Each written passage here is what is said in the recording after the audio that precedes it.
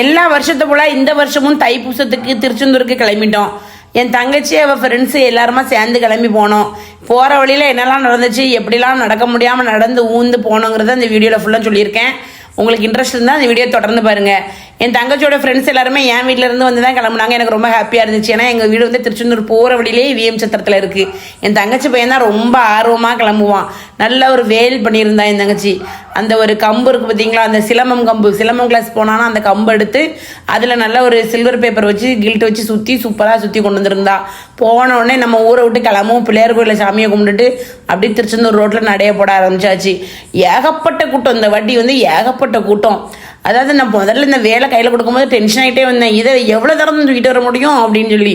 ஆனால் அதுதான் எனக்கு கடைசியில் ஒரு ஊன்றுகோலாக இருந்துச்சு. மறுநாள் அந்த வேலை யார் கையிலையும் கொடுக்கலையே, நான் அதை ஊனி தானே போனேன்.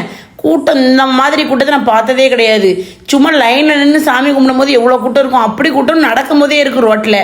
எப்படிடா நடந்து போகிறோம் அப்படிங்கிற மாதிரி ஆகிட்டு. ஆனால் முன்னாடி ஆட்கள் தான். முன்னாடிலாம் நடந்து போகும்போது என்னை தாண்டி எல்லாரும் இருவாங்க. நான் கடைசி அந்த இருட்டுக்குள்ளே நடந்து போய்கிட்டு இருப்பேன்.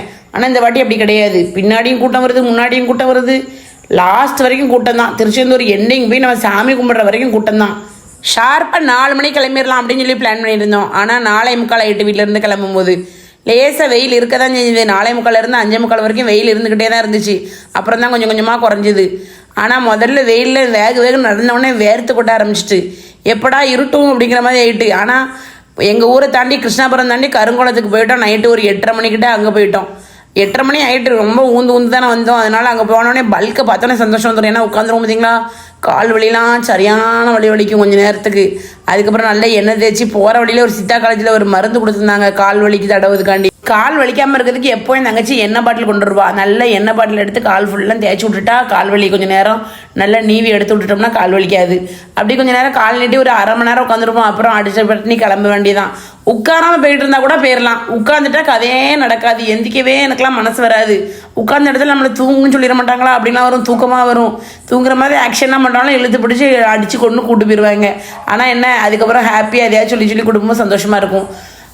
கருங்குளம் தாண்டி ஆதிச்சநல்லூர்னு ஒரு ஊர். அந்த ஊர்கிட்ட போன உடனே நல்ல டிஃபன் கொடுத்தாங்க. சூப்பரான ஒரு டிஃபன் கொடுத்தாங்க பார்த்துக்கோங்க. அருமையாக இருந்துச்சு. என்னெல்லாமோ வேணாமா, இட்லி, தோசை, ஆப்பம், இடியாப்பம், சப்பாத்தி, குருமா, காலிஃப்ளவர் பக்கோடா, அப்புறம் என்னமோ பழம்புரியா அதெல்லாம் போட்டிருந்தாங்க. சூப்பராக இருந்துச்சு. அடுத்தால ஒரு பல்கை பார்த்து அங்கே போய் உட்காந்தாச்சு. என்ன இந்த சாப்பிட்டவும் அடுத்தால உட்காரவும். இது வந்து சிறுவகண்டத்துக்கிட்ட போயாச்சு. சிறுவகண்டம்கிட்ட போயிட்டு இனிமேல் ஆழ்வாத்திரை வரைக்கும் உட்கார இடம் கிடையாது. ஏன்னா ஃபுல்லாக காடு தானே. இந்த வண்டியில் வர லைட்டை வச்சே தான் போவோம். ஏன்னா அங்கெல்லாம் சரியான இருட்டாக இருக்கும். ஆனால் ஜாலியாக இருக்கும் பார்த்தீங்களா, நல்ல இருட்டாக இருக்கும். போக போக போக இந்த பிள்ளைகள் சஷ்டி கோஷம்லாம் பாடச்சோம்னா பாடாது. அந்த நேரம் பார்த்தா அமைதியாக வரும். யார் வீட்டுக்கோ வேண்டாதிக்கு போகிற மாதிரி போவோம். கொஞ்சம் நேரம் அமைதியாக.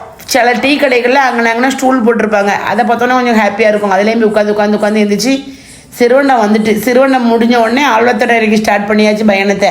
இடையில எங்கேயும் உட்கார முடியாது. நம்ம வந்து விடிய நடக்கணும், வர வழி கிடையாது. எத்தனை மணிக்கு நம்ம ஆழ்வாத்தோட போகிறோமோ அது வரைக்கும் நடந்தாகணும். ஆழ்வாத்தோட வந்தோன்னே ஒரு தூக்கத்தை போட்டாச்சு. மறுபடி கொஞ்ச நேரம் தூங்கி இருந்துச்சு. பார்த்தா விடிஞ்சே போச்சு.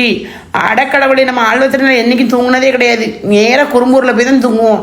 என்ன இப்படி தூங்கிட்டோம் அப்படின்னா பரவாயில்ல, நம்ம வெயில் வரம்னு கூட்டி குறும்பூருக்கு போயிடலாம் அப்படின்னாச்சு. ஆழ்வாத்தோட தென் திருப்பேரை தாண்டி குறும்பூருக்கு போகும்போது 10 மணி ஆயிருமே. ஐயோ வெயில் கொளுத்தி எடுத்துருமே அப்படின்னு பயத்திலே தான் போனோம். ஆனால் எல்லாருமே நல்ல பாட்டு போட்டு டான்ஸ் ஆடிக்கிட்டே இருந்தாங்களா. விடிய காலையில் ரொம்ப என்ஜாய்மெண்ட்டாக இருந்துச்சு. உருண்டு ஓடியாச்சு போகிற வழிலாம். நான் பாருங்க குளிருக்கு ஸ்வெட்டர் வேறு தூக்கிட்டு வர மாட்டேன், வெயிட்டாக இருக்கும்னு சொல்லிட்டு சாலையை போத்திக்கிட்டே நடக்கேன். ரொம்ப குளிரும் செஞ்சிச்சு. நைட்டு ஃபுல்லாக குளிர் எடுத்துக்கோங்க. கால்வழிலாம் தெரியாமல் நடக்கிறதுக்காண்டி இந்த வார வண்டியிலலாம் போடுற பாட்டை பார்த்தீங்கன்னா அப்படியே நம்மளை பூஸ்ட் பண்ணி கூட்டு போயிடும்.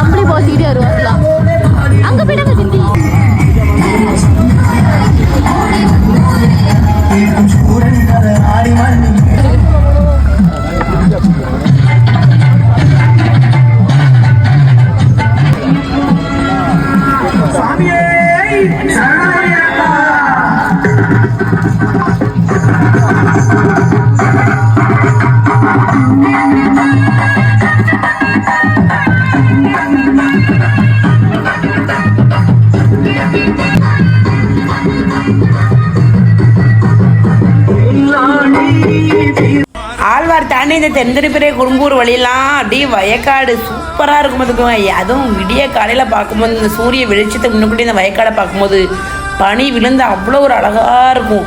பார்த்து அவ்வளோதான் ரசிக்கலாம். அந்த மாதிரி ஒரு இயற்கையை ரசிச்சுக்கிட்டே போகிறதுக்கு ஒரு குடுப்பனை வேணும் பார்த்துக்கோங்க. இதெல்லாம் நாங்கள் என்ஜாய் பண்ணிக்கிட்டே போவோம். ஏன்னா கால்வழியெல்லாம் தெரியாமல் இருக்கிறது மட்டும் கிடையாது, வருஷத்தில் ஒரு தடவை தான் வரோம், அதனால் என்ஜாய் பண்ணிட்டே போவோம். தெந்திரப்பக்கிட்ட போனோடனே நல்ல இட்லி சாம்பார் கேசரி எல்லாம் சுட சுட கொடுத்தாங்க. அதையும் வாங்கி சூடாக சாப்பிட்டுட்டு அதுக்கப்புறமா ஒரு நடைய போட ஆரம்பிச்சாச்சு. ஹாப்பியாக ஜாலியாக சந்தோஷமாக பாட்டு பாடிக்கிட்டே போவோம்.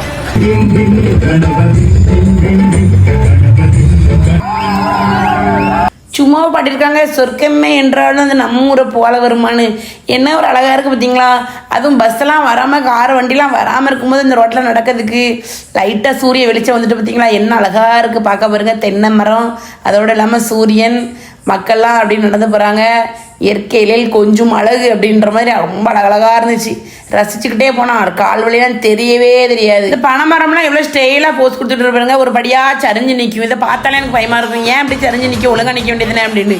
அதை பார்த்தாலே எனக்கு ஒரு சிரிப்பு வேறு வந்துடும். ஏகப்பட்ட பனைமரம், தென்னை மரம், இனிமேல் அது ஃபுல்லாக அழகு குத்தி எப்படி வராங்க பாருங்கள். சும்மா நடக்கும் போதுக்கு வலிக்கு நம்மளுக்குலாம் அழகு குத்தி என்ன அழகாக போகிறாங்க. நம்மளாம் அதை பார்த்தாலே நல்லா நடக்கணும்னு தோணிடும். ஒரு வழியாக குறும்பூர் போயிட்டோம்ல, பனி 10 ஆகிட்டு. நானும் என் தங்கச்சிமா அஸ்வினும் மெல்ல நடந்து போயிட்டு இருக்கோம். இந்த அவளும் என் தங்கச்சியும் ஃபஸ்ட்டு போயிட்டு நல்லா ஜூஸ் கீஸ்லாம் வாங்கி குடிச்சிட்டு உட்காந்துட்டு இருக்காவோ குறும்பூரில். நாங்கள் போனோடனே ஒரு கரண்ட் ஜூஸ் நன்னாரி சர்பத்து வாங்கி குடிச்சிட்டு எங்கடா இடம் இருக்குன்னு பாருங்கன்னு சொல்லி ஒரு ஹோட்டலை பார்ப்போம். எப்போவுமே வருஷம் இதே ஹோட்டல் தான். வெயில் நடக்க முடியாதுன்னா நல்லா சாயந்தரம் 4 மணி வரைக்கும் மறுபடியும் அங்கேயே உட்காந்துருவோம். அங்கேயே சாப்பாடெலாம் முடிச்சுட்டு அதுக்கப்புறம் கிளம்புவோம். என் கூட வந்த ஒரு பொண்ணோட மைனி நம்மளோட ஃபாலோவராக, அவங்க வேற வேகமாக பாசமாக பேசி அவங்க குட்டி குழந்தை எவ்வளோ அழகாக நடக்க பாருங்க. அது நடந்து தான் வருவேன்னு சொல்லுது. முருகனுக்கு அரோகரா, கந்தனுக்கு அரோகரான்னு சொல்லிட்டு வர அழகா. அப்புறம் ஆர்ச்சியை கண்டுபிடிச்சிட்டோம் ராத்திரி 11 மணிக்கு. அங்கே போனோடனே இந்த சூடத்தை வச்சு ஓம்னு எழுதி அதை கொளுத்தி அதுக்கப்புறம் அந்த சாமியை கும்பிட்டுட்டு தான் போகணும் அப்படின்ட்டாங்க. நான் அப்படியே நீங்கள் எல்லாம் பண்ணுங்க, நான் ஒரு வாரமாக உட்காந்து உங்களை அழகாக வீடியோ எடுக்கன்னு சொல்லி உட்காந்துட்டேன். அங்கேருந்து ஒரு ஸ்டெப் கூட இங்கே எனக்கு திரும்பி கூட பார்க்க முடியலையே, எப்படி பார்த்துக்கிட்டு தான் இருந்தனுடைய பக்கத்தில் எனக்கு எதுவுமே பண்ண முடியாதுமா, நீங்களே பண்ணுங்கம்மா, நான் கடைசியில் சாமி மட்டும் கும்பிடுதேன் அப்படின்னு ஓம் அழகாக சூடத்தை வச்சு எடுத்து எல்லாரும் எழுதிட்டாங்க. இவ்வளோ தூரம் நடந்து இந்த ஆர்ச்சி கண்ணில் பட்டோடனே எவ்வளோ ஒரு சந்தோஷம் இருக்கும் தெரியுமா? அவ்வளோ ஒரு ஹாப்பி. இந்த காலேஜ்லாம் சிவதி ஆச்சனார் காலேஜ்லாம் தாண்டி வரும்போது ஒரு காலேஜ் முடிச்சுட்டு 2வது காலேஜ் முடிச்சுட்டுன்னு சொல்லி ஆர்ச்சி கண்ணில் பட்டுட்டான்னு சொல்லி, ஆனால் ஆர்ச்சுக்கு அப்புறமும் இவ்வளோ தூரம் நடக்கணுமே அப்படின்னு நினைக்கும் போது ஒரு படியாக வரும். ஆர்ச்சுக்கு அப்புறம் ஒரு ஊரே இருக்குது, அந்த ஊரை தாண்டி தான் வரணும். குமாரபுரம்னு ஒரு ஊர் இருக்குது, அது முடிஞ்சப்பறம் தான் திருச்செந்தூர். அப்படியே அந்த ஆர்ச்சில் ஓம் எழுதினோமா, அதில் நல்லா சூடம் கொளுத்தி சாமியை கும்பிட்டுட்டு அப்படியே முருகனுக்கு அரோகரா, கந்தனுக்கு அரோகரான்னு அங்கே எல்லாம் நல்லா கத்தி கதறி முருகான்னு கூப்பிட்டுட்டு அப்படியே மெல்ல நடக்க ஆரம்பிச்சிட்டோம். இனிமே தானே ட்விஸ்ட்டு அப்படிங்கிற மாதிரி இருக்கும். ஆர்ச்சுக்கு அப்புறம் கோயில் வரைக்கும் தான், அங்கேருந்து இங்கே வரைக்கும் நடந்து வந்த மாதிரி இருக்கும். அந்த மாதிரி நல்ல ஒரு ரிஸ்க்கை கொடுப்பாரு. போகிற வழியில் என்னடா கூட்டமாக இருக்குன்னு பார்த்தா, நடந்து வரவங்களுக்கு, பாத யாத்திரை வரவங்களுக்குலாம் ஃபஸ்ட்டில் ஒரு தரிசனம் இருக்கான், சிறப்பு தரிசனம் சொல்லி ஒரு டோக்கன் கட்டி விட்டாங்க. எனக்கு சந்தோஷமாகி போச்சு. யாத்தாடி நம்ம திருச்செந்தூரில் போய் சாமி கும்பிட்டுருவோமா நினச்சிட்டு இருந்தோமே, அழகா இதெல்லாம் கட்டி விட்டுட்டாங்களே அப்படின்னு நினச்சிட்டு ஹாப்பியாக கிளம்பி போய்கிட்டு இருந்தோம். ஒரு வழியாக திருச்செந்தூர் கோவில் ஆர்ச்சுக்குள்ளே வந்தாச்சு. நம்ம பிள்ளையார் கோயிலை நோக்கி போய்கிட்டு இருக்கோம். திருச்செந்தூர் பிள்ளையார் கோயிலை நோக்கி அழகாக நடந்து போய்கிட்டு இருக்கோம். போன உடனே நம்ம சாமியை கும்பிட்டுறலாம். ஏன்னா நாங்கள் அம்மம்புரத்துலேயே நல்லா குளிச்சு ட்ரெஸ்லாம் மாற்றி திரும்ப கிளம்பி வந்துட்டோம். நீட்டாக போய் இப்போ சாமியை கும்பிட்டுறோன்னு தான் அப்படின்னு போகிறோம். கூட்டத்தை பார்த்து எனக்கு மயக்கமே வந்துட்டு, என்ன சிறப்பு தரிசனம்னு சொன்னீங்க அப்படின்னு சொல்லிட்டு கடைசியில் கோபுரத்தை பார்த்து கும்பிட்டுட்டு இருந்தேன்.